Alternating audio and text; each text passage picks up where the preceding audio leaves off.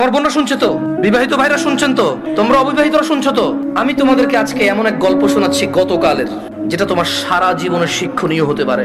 আর আজকের দিনে আমি বিলিভ করি, যদি আমি এরপর আর একটা বক্তব্য না দিই, একটা হাদিস, একটা আয়াত না বলে, যদি ওয়া আখিরু দাওয়ানা আলহামদুলিল্লাহি রাব্বিল আলামিন বলে চলে যাই, আমার এখানে আসা সার্থক। যদি তোমরা বুঝতে পারো আমার কথা, তোমরা মনোযোগ দিয়ে শোনো।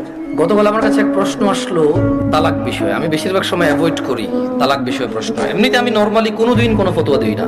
যখন নতুন নতুন বাংলাদেশে আসছিলাম আমি সৌদি আরব থেকে, তো আরো অনেক ছোট ছিলাম, রক্ত অনেক গরম ছিল, তখন আমি বিদআত শিরক এগুলো নিয়ে প্রায় ফতোয়া দিতাম, আর অনেক ভেজাল লাগতো সত্যি কথা। তো আমি চিন্তা করছি এটা বড়দের বিষয়। কার বিষয়?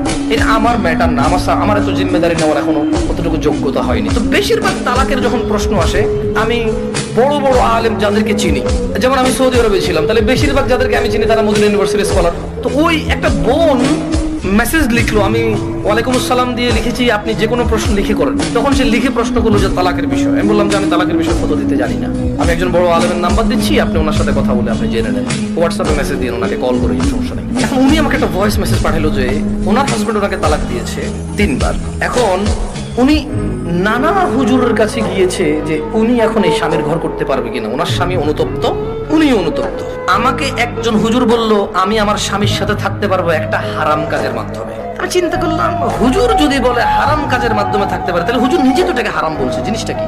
তখন আমি বোনকে আর সাহস করে কিছু না বলে, আমি শেখ মুস্তাফিজুর রহমান বিন আব্দুল আজিজ আল মাদানী হাফিজাহুল্লাহ, উনি সৌদি আরবে হাফারুল বাতান ইসলামিক সেন্টারে ছিল, আমি বললাম যে আমি একজন বড় আলেমের নাম্বার দিচ্ছি, আপনি ওনাকে কল দিয়ে আপনার মাসলাটা জেনে নেন, আমাকে আপনার পুরো কথা খুলে বলার দরকার নাই, আপনি ওনার সাথে ডিসকাস করেন। ঠিক 2 ঘন্টা বা 3 ঘন্টা পর উনি আমাকে মেসেজ দিল যে হুজুর আমি একটু আপনার সাথে কথা বলতে চাই। আমি বললাম যে আমি আপনার সাথে কথা বলবো না, আমি আপনাকে যার নাম্বার দিয়েছি, যদি ওনার কথায় আপনার কিছু বুঝে না আসে তাহলে আমার কথা আপনার বুঝে আসবে না।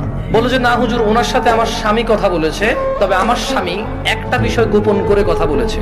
গোপন করে কথা বলার পরেও হুজুর বলেছে যে তালাক হয়ে গেছে। কিন্তু এখন আমার স্বামী হাফেজে কোরআন, আলেম পাস, আমার স্বামী বলছে তালাক হয়নি। আমি বললাম যে ওকে, আপনি শেখকে কল করে বলেন যে আপনার স্বামীটা গোপন করেছে। বলে যে আমি ভয় পাচ্ছি ওনাকে কল দিতে, কারণ আমার স্বামী কথা বলেছে, উনি আবার কি মনে করেন। আমি বলছি উনি কিচ্ছু মনে করবে না, আমি ওনাকে ফোন দিচ্ছি, আপনি কথা বলেন, ভদ্রমূল্যে কথা বলবে না। তখন জোহরের টাইমের সময় হয়েছে, আমি ফোন দিলাম এবার, মানে আমার একটু মেজাজ খারাপ হয়েছে। কি খারাপ হয়েছে? মেজাজ খারাপ হয়েছে। ওই ভদ্র মহিলা আমাকে বারবার বলতে চেষ্টা করতেছে যে আমার একটা বাচ্চা আছে, যদি এখন আমরা স্বামী স্ত্রী আলাদা হয়ে যাই, আমার বাচ্চাটার কি হবে, কনসার্ন কোথায়? বাচ্চা। আমি কল করলাম, কল করে বললাম আপনি তালাক হয়েছেন বা হন নাই, আমি কি এরকম কিছু বলছি?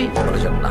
আমি বললাম ধরে নেন আপনার স্বামী আপনাকে তালাক না দিয়ে যদি গলা একটা কোপ দিত, আপনার গলাটা কাটতো কিনা? বলে যে কাট। আমি বললাম তালাক দিল, তালাক হবে। এবারে হুঁশে দিছে না বেহুশে দিছে, রাগ করে দিছে না আদর করে দিছে, মজা করে দিছে নাকি দুষ্টামি করে